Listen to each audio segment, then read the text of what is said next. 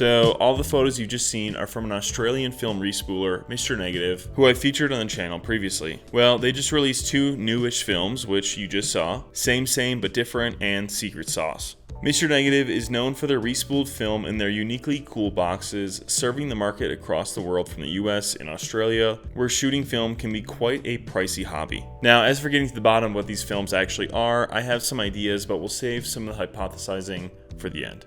As per Mr. Negative, Same But Different is, quote, reminiscent of other 400 speed film stocks, but with a different twist. Same But Different delivers beautiful, vibrant colors, suitable for any style of photography. Mr. Negative suggests shooting this film at 400 ISO and is C41 processing. The other film, Secret Sauce, is, quote, a fine-grained 35mm film with rich warmth best served on a hot summer day. Crafted from only the finest ingredients, Secret Sauce will give you the exposure latitude you need for high-quality images. Mr. Negative suggests shooting this film at 100 ISO and is also C41 processing. Now, before I ramble on and on what I think about this film and what I think it potentially could be, let's just get out, shoot it, and start to see what it looks like.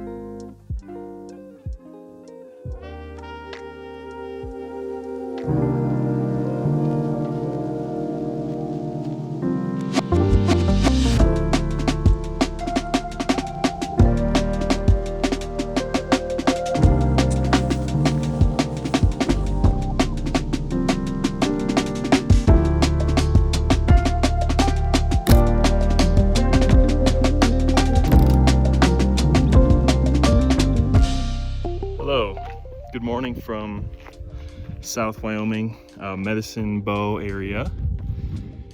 As you've seen, it's quite beautiful. I got here right as the sun was basically rising. Regrettably, I wish I would have got here a little bit earlier, honestly, and like gotten up here and shot from up here. The alpenglow from up here would have been the best vantage point, especially with it being a little windy. Down at the base here, there's actually a decent place where you can shoot like the reflection of the mountains, essentially. It's called Mirror Lake, and then there's another one. I'm forgetting the name of that one. But those would be good too, but it's a little too windy for that. But I still have like 15 shots left, so I'm gonna pack up, head back into Colorado, and see what we can get up to.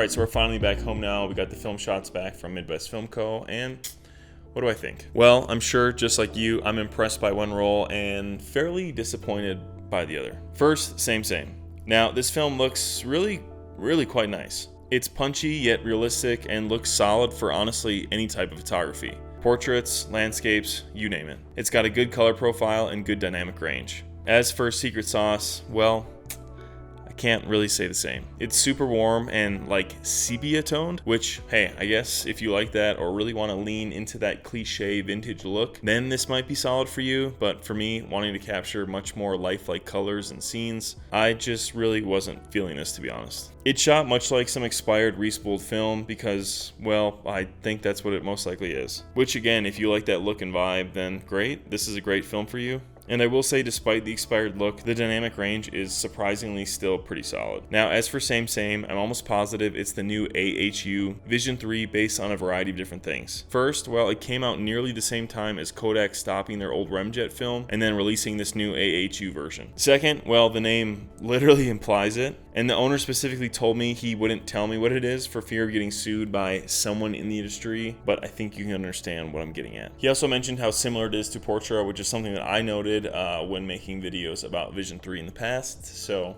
it also just looks like Vision 3, so yeah, that's definitely scientific enough to chalk it up, I think. Regardless, after seeing these films get announced a couple weeks ago, I was super curious to see what they looked like and what they could potentially be. It's good to see films continue to come out and be relied upon for local markets at an affordable option for film. I do wish we had some more transparency with film stocks, as the whole situation is quite confusing, especially for outsiders. But the owner did open my mind up about his point of view when it comes to respooling, which I thought was relevant and good for you guys to think about too. These film respoolers can sometimes be sticking their necks out there to provide these films, and by directly stating what it is, they run a larger risk of Kodak or whoever coming back to sue them and put a stop to the respooling, especially as we've gotten Kodak somewhat disgruntled over it recently already. And this is something that I really haven't thought about from their perspective. I've always thought about it from the POV of a consumer. You know, obviously I'm a consumer, not a respooler, not a film manufacturer or seller or anything, so I'm always looking at it from my point of view and your guys' point of view. But I definitely thought it was interesting for him to share that and kind of open my mind to the fact that these respoolers are obviously offering a service, and for them to blatantly say that it's someone else's product just respooled obviously is not a good look long term, especially, like I said, as we've seen Kodak publicly be disgruntled at the respooling of these films. Regardless, this new AHU film looks really great, and I actually have a video coming out in the coming weeks where I shoot the Remjet 3 Vision 3 and then the new AHU film and compare them to see how they stack up against one another, and then we can see if this film looks any different from those as well, so stay tuned for that. Otherwise, this is going to wrap it up for this one, guys. Let me know down in the comments what you think about this film, what you think about Mr. Negative as a whole, and what you think about respooled film as a whole, as I think people have quite varying opinions on it, and I think it's good to hear other people's opinions, especially if they're from somewhere that's a different country or continent from you. It could potentially open your mind to the use case for it. Alright, thank you guys so much for watching. Until the next one, stay safe, stay shooting. Adios.